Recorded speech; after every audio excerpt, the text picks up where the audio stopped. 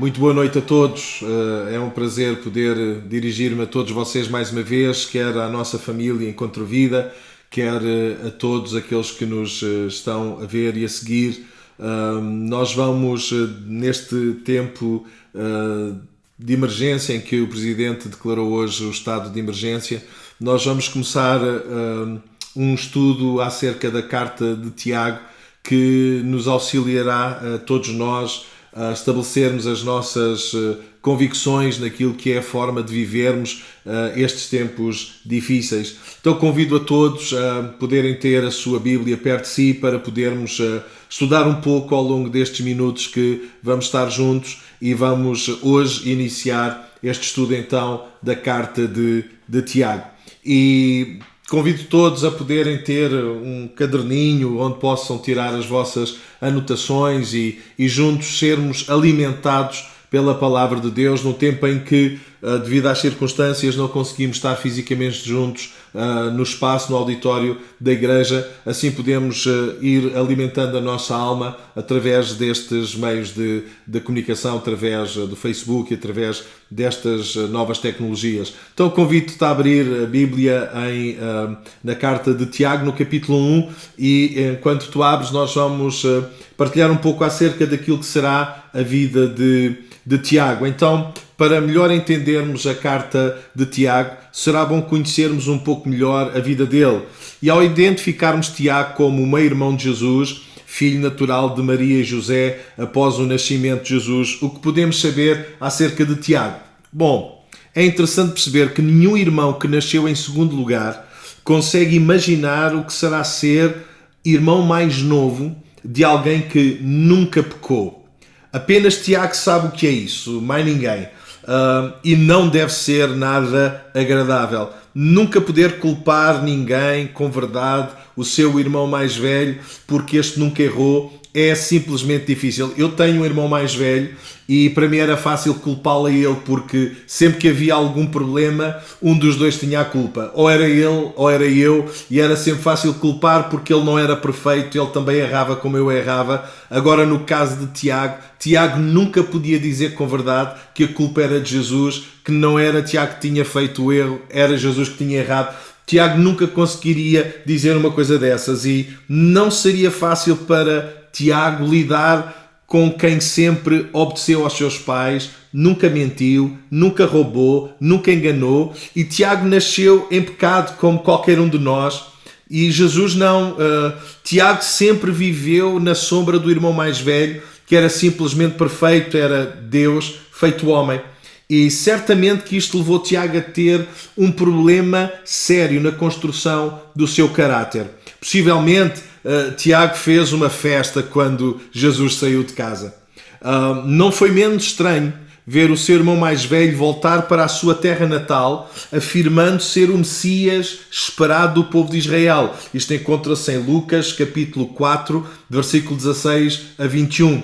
E como será que Tiago reagiu a esta nova aparição do seu irmão mais velho? Mais uma vez a Bíblia responde, João capítulo 7, versículo 5, pois nem mesmo os seus irmãos criam nele, criam em Jesus. E em Marcos 3, 21, podemos ler que os parentes de Jesus acreditavam que Jesus estava fora de si, e certamente que Tiago era um desses parentes.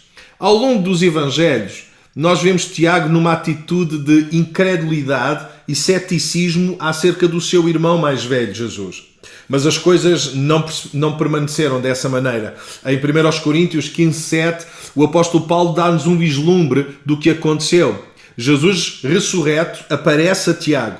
Não podendo especular acerca da forma como Jesus aparece a Tiago, podemos supor que terá sido totalmente diferente da forma como Jesus apareceu a Paulo na estrada de Damasco. Podemos supor que Jesus não apareceu com uma luz que cegou, tal como Paulo, e o lançou por terra, mas que abraçou o seu irmão e lhe sussurrou palavras de encorajamento, palavras que Tiago desejou ouvir durante toda a sua vida. E é maravilhoso pensar que Jesus nunca desistiu de Tiago, mesmo tendo Tiago desistido de Jesus, e é isto que Jesus faz com cada um de nós. Jesus permanece fiel mesmo quando nós não o somos. E aquilo que eu gostava de dizer nesta noite é que Jesus nunca desistiu de ti, nem quando tu percebes o que se passa, nem quando tu não entendes o que está a acontecer. Jesus não desiste de nenhum de nós, e isso é algo para nós darmos graças a Deus. O facto de Jesus não ter desistido de Tiago pode ser facilmente compreendido, pois quando os discípulos estavam reunidos no cenáculo, após Jesus ascender aos céus, Tiago estava entre eles. Atos capítulo 1, versículo 14. Tiago experimentou também o enchimento do Espírito Santo. Atos 2. E o subsequente crescimento da igreja em Jerusalém em meio à perseguição. Atos 3:9-9. Não há dúvida que Tiago estava bastante ativo na igreja, e quando da prisão e morte de Estevão, de Atos 6, dá para ver que Tiago não ficou longe da graça de Deus, não ficou longe do mover de Deus. Tiago, apesar de toda esta dificuldade com a qual ele nasceu e viveu, Tiago estava no centro do plano de Deus, da ação de Deus, da obra de Deus, e isso é maravilhoso para nós percebermos, mesmo quando nós não entendemos tudo, mesmo quando nós duvidamos de alguma coisa, Jesus não desiste de nós e tem a capacidade de nos colocar no centro da sua vontade. A obra da graça de Deus prendeu o coração de Tiago, fazendo-o olhar para Jesus de uma maneira totalmente nova. De tal forma que, passados 10 ou 20 anos, Tiago escreve o primeiro livro do Novo Testamento. Um pequeno e prático livro, um manual da vida cristã, que chamamos a Epístola de Tiago. Tiago ficou conhecido também com a alcunha de joelhos de camelo, pelo tempo que passava em oração no templo. Mesmo os seus opositores não conseguiam achar falta alguma em Tiago. Grande homem de Deus, grande personagem bíblico que tem tanto para nos ensinar. Bom, mas vejamos uma visão breve da carta de Tiago. À luz do pedigree de Tiago, poderia ter iniciado a sua carta de maneiras bem sugestivas. Por exemplo, Tiago, tribo de Judá, da casa de Davi, da linhagem real dos reis de Judá. Ou, por outro lado, Tiago, o mais velho de todos os irmãos de Jesus. Ou Tiago, pastor da igreja primitiva de Jerusalém. Ou, para alguns, Tiago, pastor presidente. Ou Tiago, apóstolo, juntamente com Pedro e João. Mas não é nada disso, não é dessa forma que Tiago começa a sua carta. É verdade que Tiago poderia ter começado a sua carta de todas estas maneiras e isso iria satisfazer o seu ego, mas Tiago começa simplesmente com esta frase: Tiago, servo de Deus e de Jesus Cristo.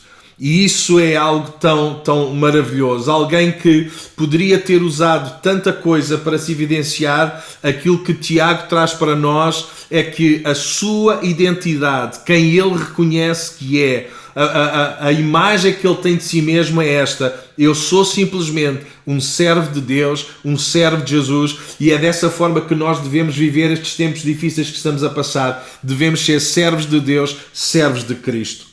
Tiago era um doulos de Jesus Cristo, era um escravo de Jesus, não uma posição de destaque no mundo romano, não era uma posição de destaque naquela altura, mas uma demonstração da sua posição no reino de Deus. Era simplesmente um servo.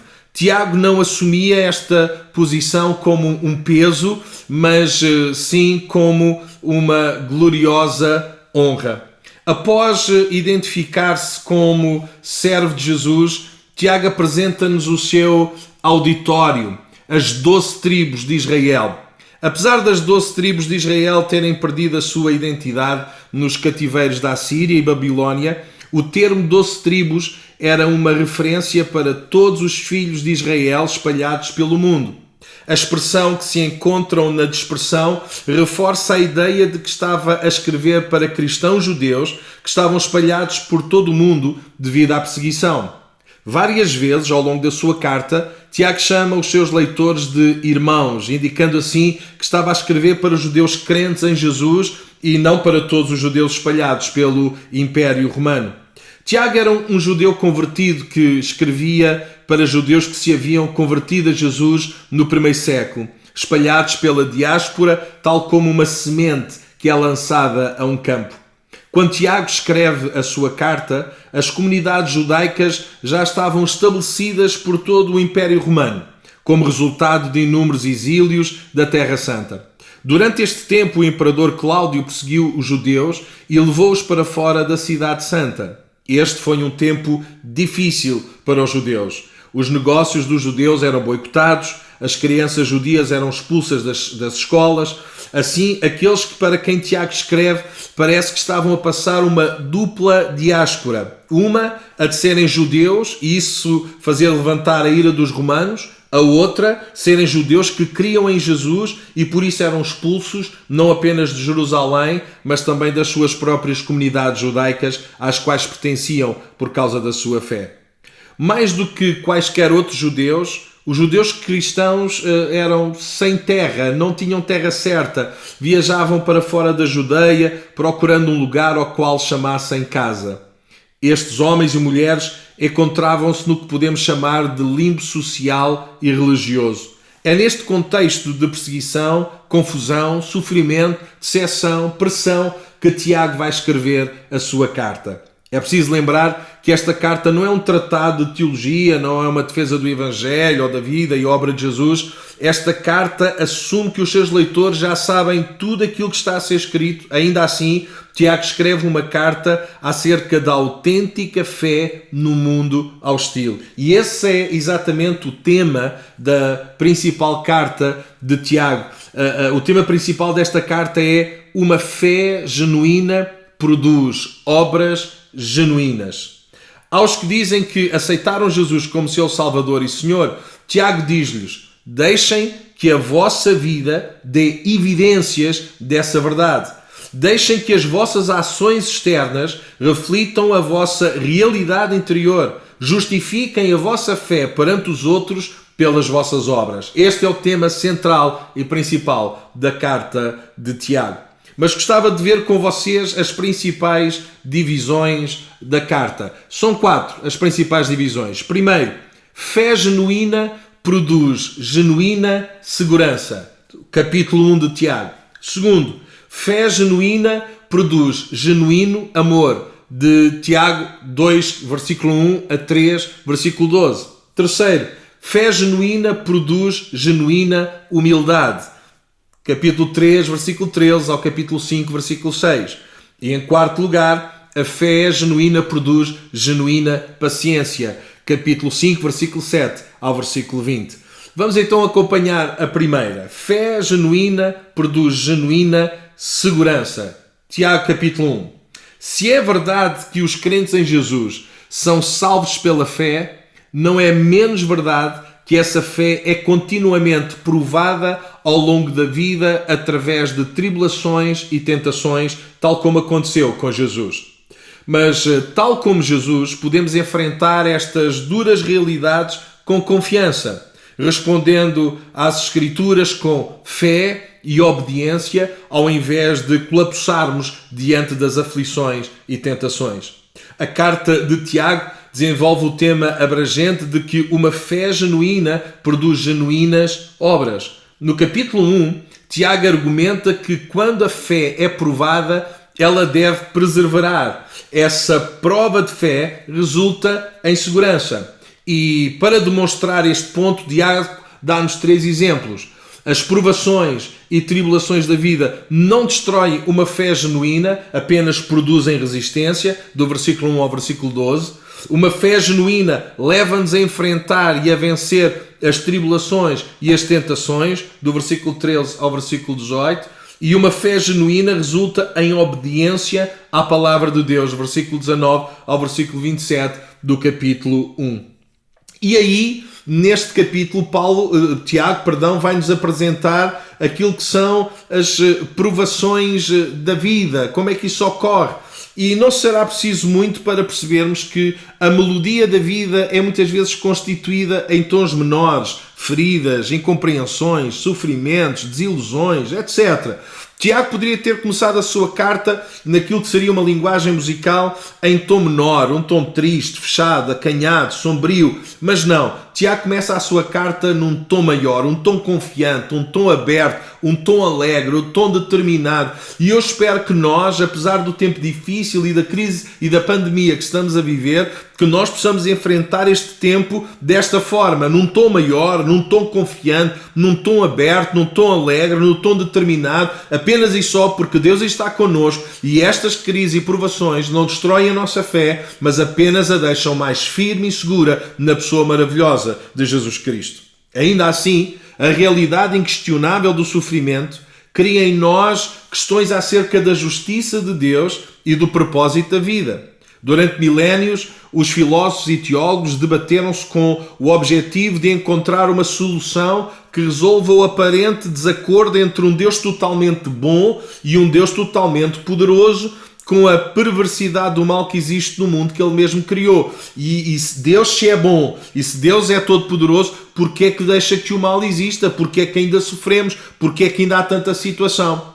Para tentar ultrapassar isto, há gente que usa as drogas, o álcool, o entretenimento, negócios, educação, viagens, religião, apenas como um escape passageiro. Mas a realidade de águas revoltas do sofrimento, mais cedo ou mais tarde, regressam para assombrar quer o mais ilustre, quer o mais ignorante dos homens. Ninguém escapa a tribulações, ninguém escapa a provações, ninguém escapa ao sofrimento.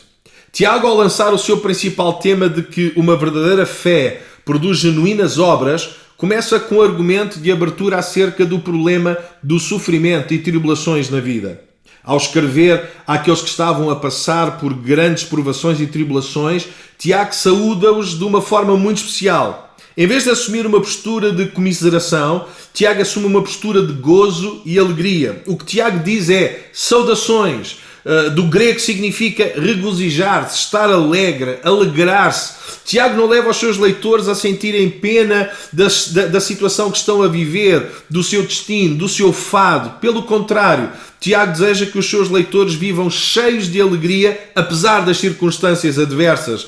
Apesar de todas as situações difíceis pelas quais os leitores da carta de Tiago estavam a passar, o apóstolo desafia-os a terem por motivo de toda a alegria o passardes por várias provações. Versículo 2.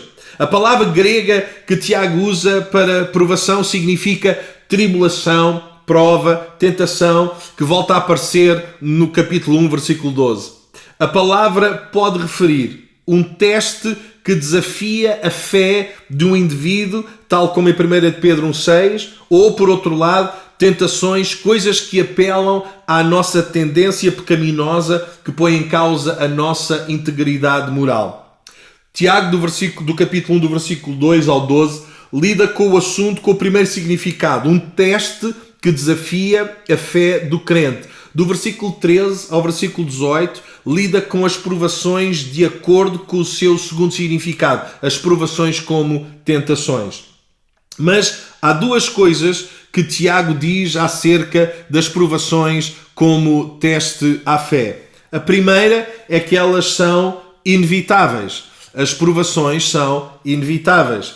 Tiago não diz para nos alegrarmos se passarmos por provações, mas diz para nos alegrarmos quando passarmos por provações.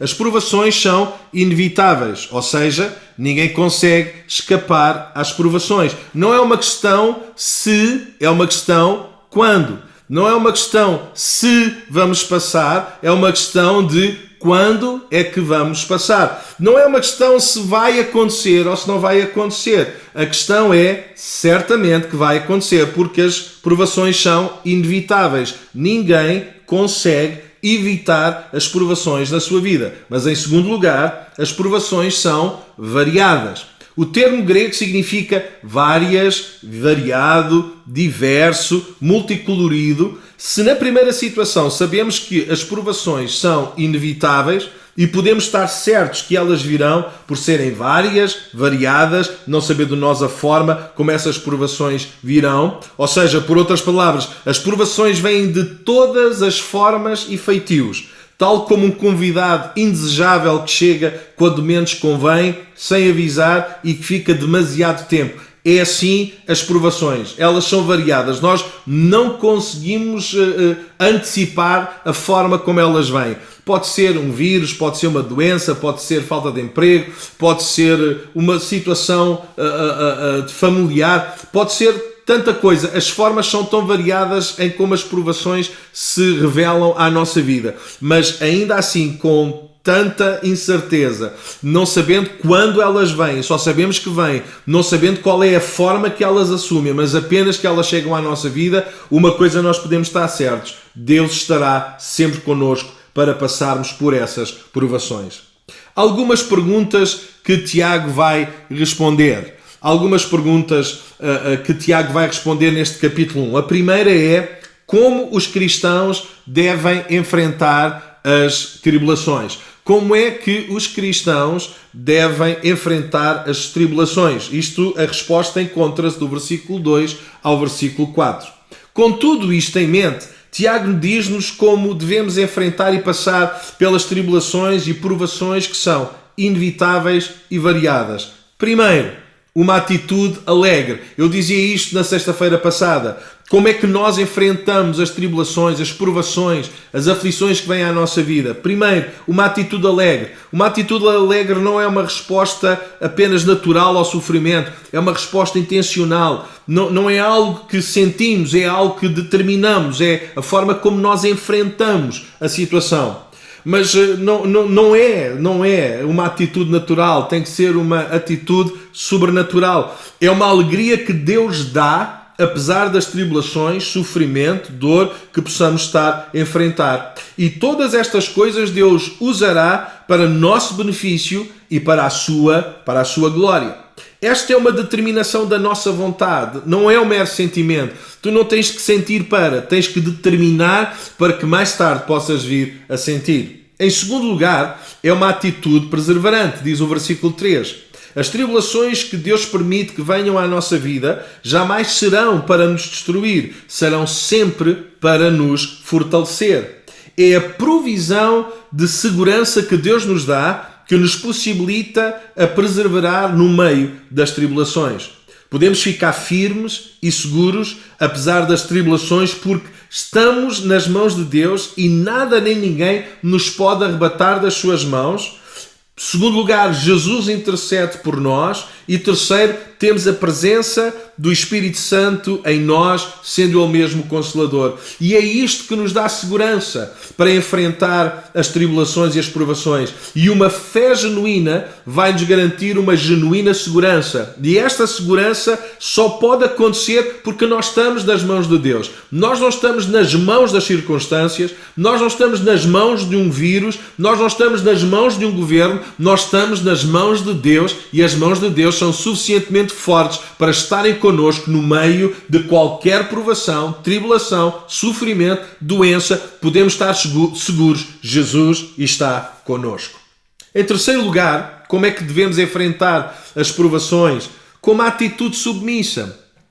Tiago diz-nos que o resultado da nossa submissão ao enfrentar as tribulações é maturidade, integridade, em nada deficientes. Isto é o versículo 4, referi isto na sexta-feira passada. Quando nós submetemos a nossa vontade à vontade de Deus, nós alcançamos maturidade, nós ficamos mais íntegros e em nada deficientes. E isto é algo que nos deve levar a determinar, colocar a nossa vontade debaixo da vontade dele, porque a vontade de Deus é boa, agradável e perfeita. A nossa submissão à vontade de Deus, mesmo no passado das provações, levar-nos-á a crescer e a amadurecer. É verdade que a nossa tendência, todos nós, a tendência é fugir à provação, à tribulação, à aflição, ao sofrimento. Sim, a nossa tendência é fugir, mas numa coisa podemos estar certos. Mesmo ao passar por isto, Deus permanece connosco. E que segurança isto nos dá. Então, a resposta à pergunta como é que os cristãos enfrentam os seus problemas do dia a dia, as suas provações, as suas aflições, olha, aquilo que Tiago diz é com uma atitude deliberada de alegria. Passamos sofrimento, o sofrimento não é anulado na nossa vida. Temos lutas, provações, dificuldades, temos isso tudo, mas enfrentamos isso com uma atitude deliberada de alegria em nós. Segundo, recordando que esse processo pelo qual Deus vai trabalhando na nossa vida. É dessa forma que Deus trabalha em nós. E três, cooperando integralmente com esse processo de Deus na nossa vida. Nós não nos isentamos ou anulamos o nosso papel, mas nós cooperamos integralmente com Deus nesse processo em que vamos crescendo e vamos amadurecendo. A segunda pergunta que Tiago vai responder é: porque os cristãos nem sempre vencem as provações ou tribulações? Porque é que nem sempre conseguimos ultrapassar? Porque é que nem sempre alcançamos vitória sobre o teste, sobre a provação, sobre as tribulações? Porquê? Tiago vai responder do versículo 5 ao versículo 8. Tiago não apenas responde à pergunta como é que os cristãos enfrentam as suas provações, Tiago também responde à pergunta porque é que os cristãos por vezes cedem às provações. Porque cedem, porque por vezes os cristãos às provas, às tribulações, porque é que nem sempre as superam e as vencem? A resposta encontra-se no versículo 5 e a resposta é falta de sabedoria. E essa é a razão porque Tiago apresenta a razão para nós nem sempre vencermos, nem sempre ultrapassarmos. O problema é falta de sabedoria. Quando nos sentimos mal equipados ou preparados para vencer as provações, nós temos uma opção: pedir sabedoria a Deus. Se estás a passar por um momento difícil que não sabes como ultrapassar, pede sabedoria a Deus. Clama a Deus. Deus vai dar. Tiago é claro: quem tem falta de sabedoria, peça a Deus que a todos dá. Então, no meio da nossa dificuldade, das circunstâncias adversas que vêm à nossa vida, quando não sabemos o que fazer, pede sabedoria a Deus. Neste contexto, a sabedoria pode ser definida como a habilidade de ver a vida da perspectiva de Deus.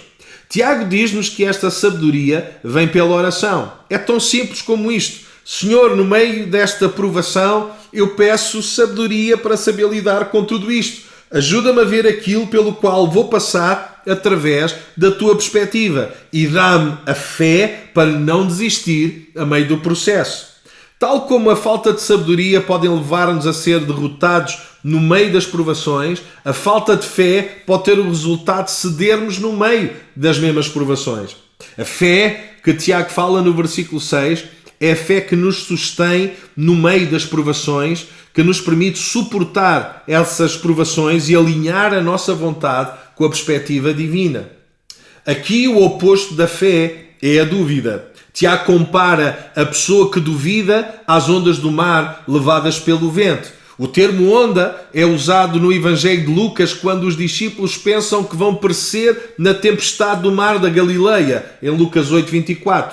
Interessante que as primeiras palavras de Jesus após acalmar a tempestade foi perguntar aos discípulos: onde está a vossa fé? Tiago descreve esta falta de fé, ou o homem que duvida, como sendo um homem de ânimo dobre, inconstante, duvidoso. Este termo, composto por duas palavras, duas almas, ânimo dobre, aparece em Tiago 1:8 e em Tiago 4:8. Tiago usa este termo para descrever aqueles que tinham convicções formadas, mas que as suas vidas, a sua prática contrariava as suas convicções. Tiago exorta então os seus leitores a evitarem serem homens ou mulheres de ânimo dobre, com duas almas. Em Tiago 4:8 podemos ler: vós que sois de ânimo dobre, limpai o vosso coração. Isto indica impureza no homem interior.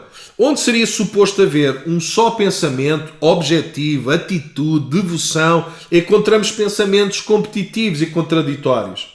Podemos então dizer que alguém de ânimo dobre é alguém que quer a sua própria vontade e ao mesmo tempo a vontade de Deus. E este tipo de pessoa é instável em tudo o que faz. E isso é aquilo que Tiago tenta que consigamos ultrapassar e não sermos homens de ânimo dobre. Nós podemos e devemos confiar em Deus, acreditar em Deus ao ponto de confiar que tudo aquilo que vem à nossa vida, que Deus permite que venha, Deus continua no controle e Deus tem sempre algo glorioso a fazer na nossa vida. A terceira pergunta que Tiago vai responder é: quem é afetado pelas provações e tribulações e aflições. Quem é? E encontramos a resposta do versículo 9 ao versículo 12. Provações e tribulações afetam a todos.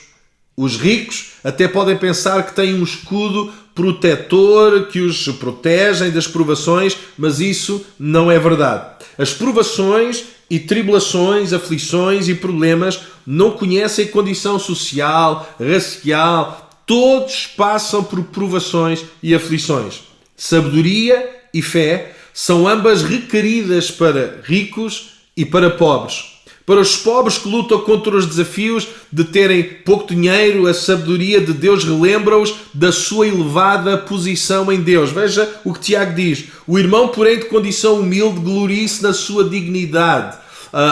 Tiago vai lembrar que é verdade, não tem muito dinheiro, não tem muitas posses, não tem muitas condições, mas há uma coisa que a esta gente não lhes falta, é dignidade.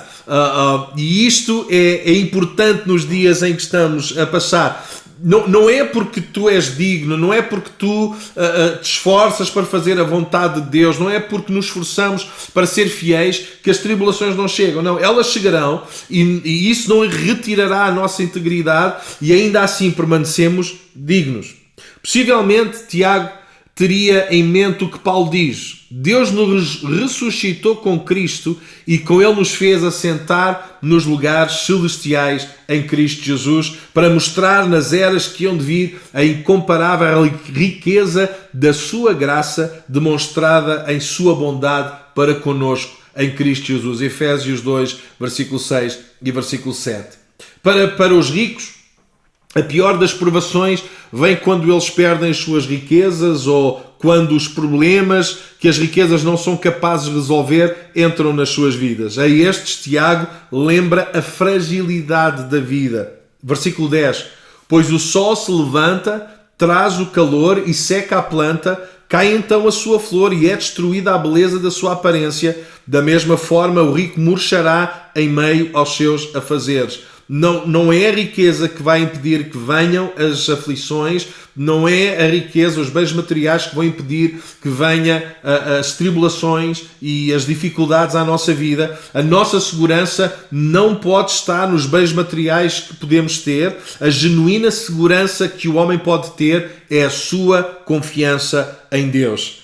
Se tem muito, não deve colocar a sua confiança nos bens. Se tem pouco, não deve viver aflito e em desespero. Deve colocar a sua fé em Cristo. Uma fé genuína produz uma genuína segurança. No meio desta pandemia que estamos a viver, podemos viver seguros em Deus. Deus é o nosso refúgio e fortaleza, socorro bem presente nas tribulações. Salmo 46, versículo 1. Quer o resultado desta nossa confiança em Deus é podermos ficar seguros. Mantém-te firme, mantém-te em paz, espera em Deus, crê no poder de Deus. Deus está contigo, apesar de tudo aquilo que venha à nossa vida. Tendendo para concluir neste nosso tempo, nesta noite, qual é o resultado de ter uma fé genuína que produz uma genuína segurança? O resultado de ter uma atitude alegre, perseverante e submissa ao passarmos pelas provações encontra-se no versículo 12. Aquele que encara lutas e aflições e as supera é um felizardo.